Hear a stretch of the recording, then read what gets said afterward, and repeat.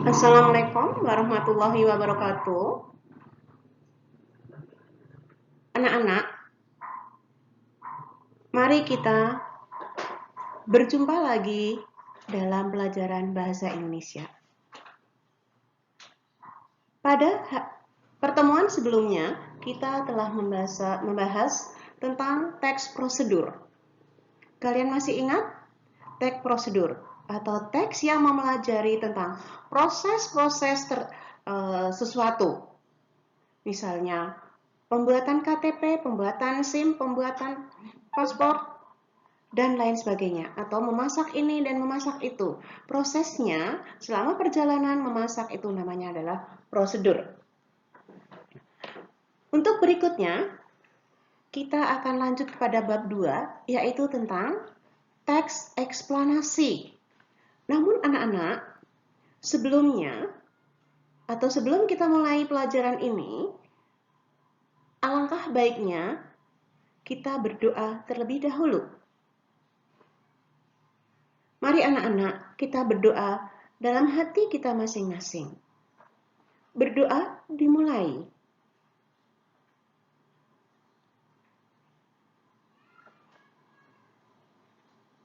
Selesai. Setelah kita berdoa, kita juga harus absen terlebih dahulu.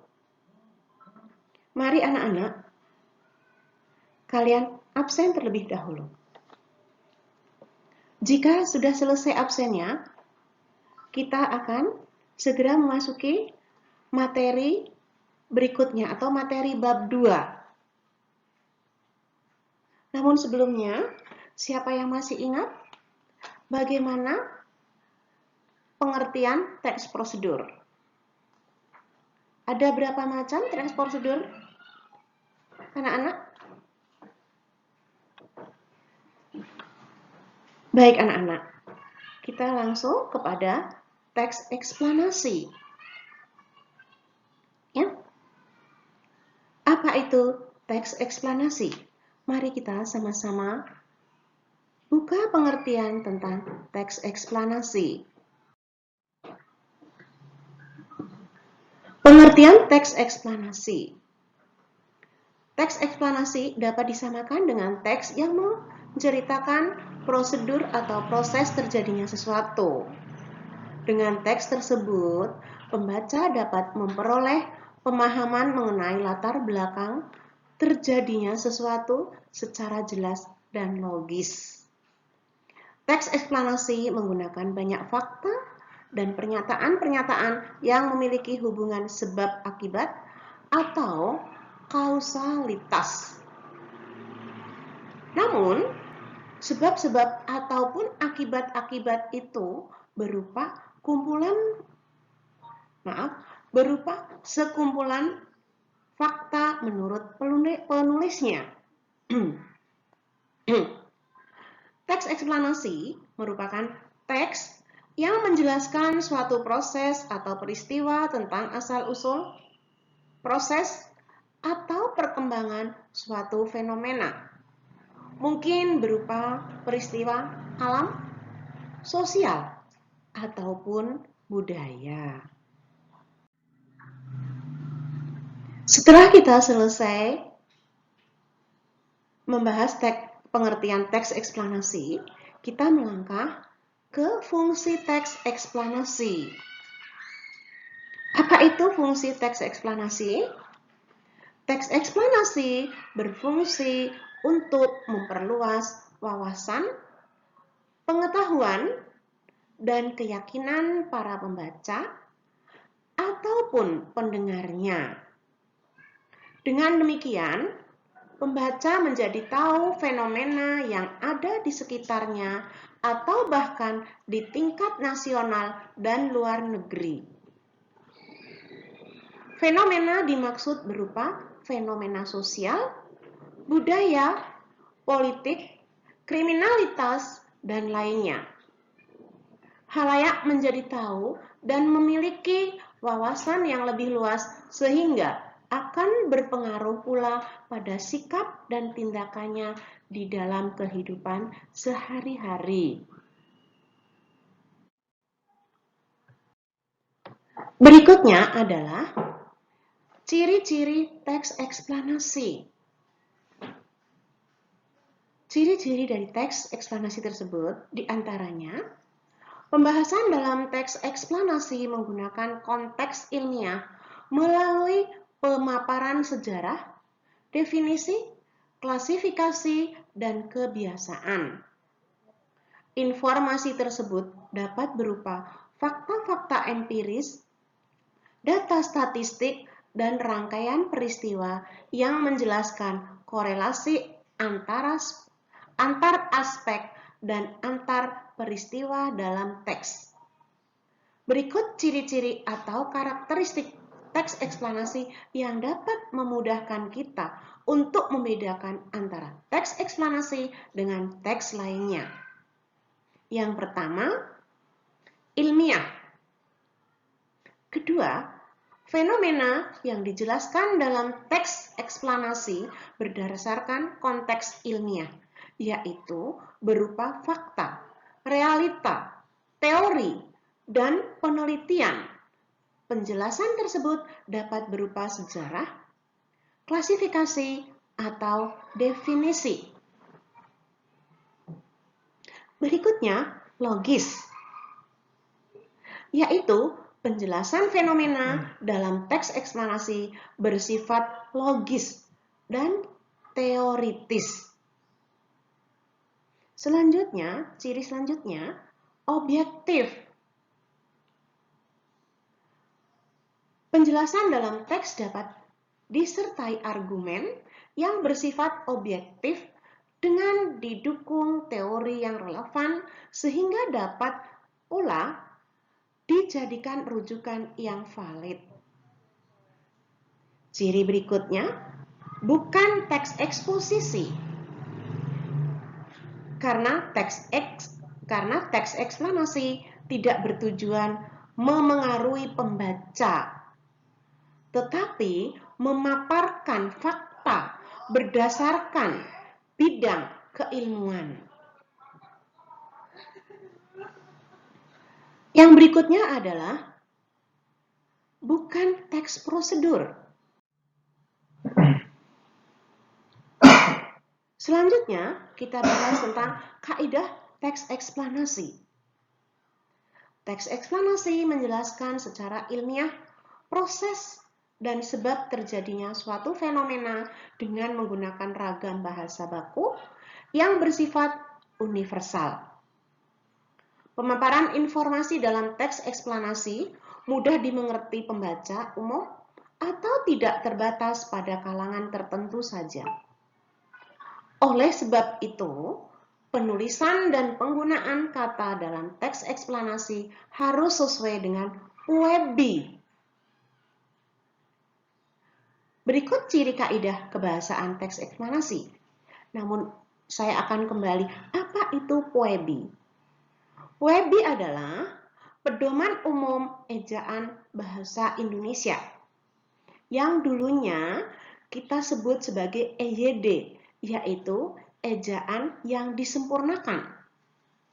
Sekarang EYD diganti dengan PUEBI, yaitu Pedoman Umum Ejaan Bahasa Indonesia. Kaidah yang berikutnya adalah kopula. Kata ini digunakan untuk menjelaskan definisi kata, istilah, atau konsep yang berkaitan dengan suatu fenomena. Misalnya, merupakan dalam kalimat Indonesia, merupakan negara kepulauan. Kaidah yang berikutnya, kata kerja aktif. Kata ini kerap digunakan pada bagian deretan penjelas, sebab bertujuan menjelaskan sebab dan proses, sehingga subjek atau fenomena berperan sebagai tujuan dari suatu perbuatan atau peristiwa tertentu. Masih merupakan kaidah. Berikutnya adalah konjungsi. Apa itu konjungsi? Konjungsi yang digunakan menjelaskan hubungan sebab akibat dan hubungan kronologi terjadinya suatu fenomena. Misalnya, jika, bila, sehingga, sebelum, pertama, dan kemudian. Kaidah yang berikutnya adalah keterangan waktu. Kata ini digunakan untuk menjelaskan waktu terjadinya suatu fenomena. Selanjutnya adalah istilah ilmiah. Istilah ilmiah yang sesuai konteks kerap digunakan untuk memperjelas definisi, hubungan sebab akibat, ataupun kronologi terjadinya suatu fenomena. Selanjutnya adalah kata ganti benda. Subjek yang dijelaskan menggunakan kata ganti benda atau non-persona, seperti ini, itu. Dalam teks eksplanasi juga hanya fokus pada hal umum, seperti gempa bumi, banjir, hujan, dan lain sebagainya. Berikutnya adalah tata cara menulis teks eksplanasi. Yang pertama, dalam membuat teks eksplanasi, kita dapat menggunakan dua pola pengembangan, yaitu pola pengembangan sebab akibat dan pola pengembangan proses. Berikut langkah-langkah menulis teks eksplanasi.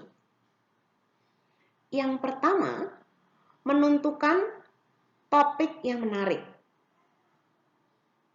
Kemudian, tentukan fenomena alam, sosial, atau budaya yang ingin kami sajikan.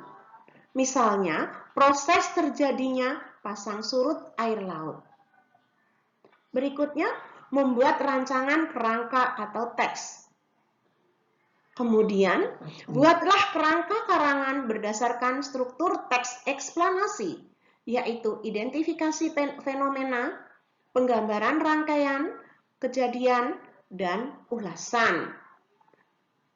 Selanjutnya, mengumpulkan referensi. Kemudian, cantumkan fakta dan data yang kamu kumpulkan pada bagian penggambaran rangkaian kejadian. Dilanjut dengan mengembangkan teks. Kemudian, kembangkan kerangka karangan hingga menjadi teks eksplanasi yang utuh. Selanjutnya, menyunting teks. Kemudian, periksa dan baca kembali teks yang telah kamu buat. Suntinglah jika ada kalimat yang tidak sesuai atau kalimat yang tidak cocok dalam penulisan. Berikutnya adalah contoh teks eksplanasi. Ibu mengambil contoh teks eksplanasi tentang Candi Borobudur.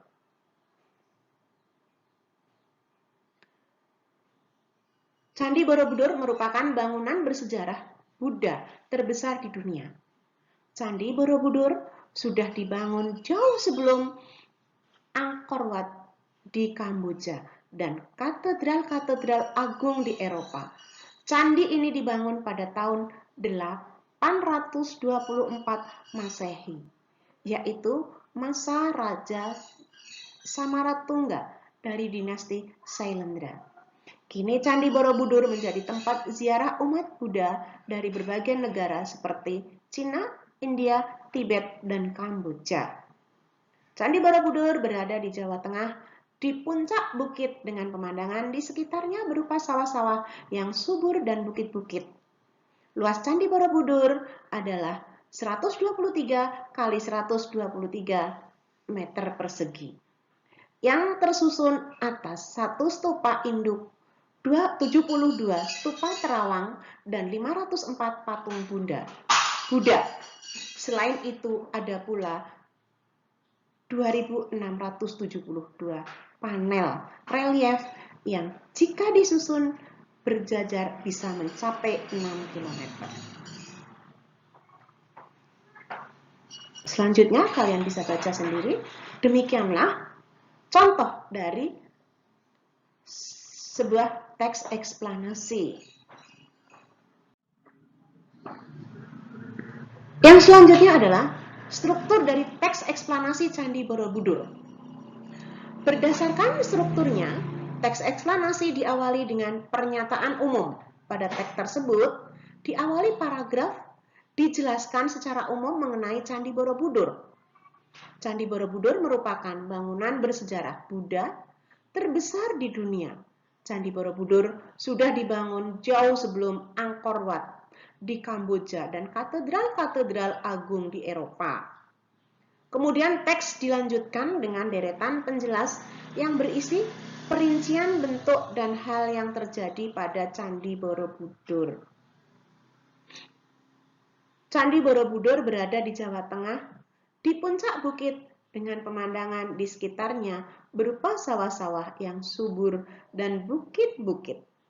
Luas Candi Borobudur adalah 123 kali 123 meter kubik yang tersusun atas satu stupa induk, 72 stupa terawang, dan 504 patung Buddha.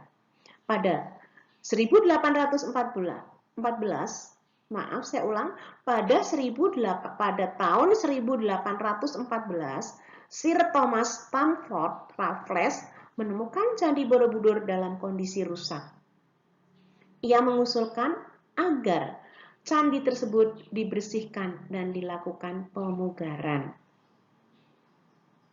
Kemudian teks pun ditutup dengan bagian interpretasi atau penafsiran dan simpulan dari pertanyaan utama, yaitu mengapa Candi Borobudur menjadi warisan dunia.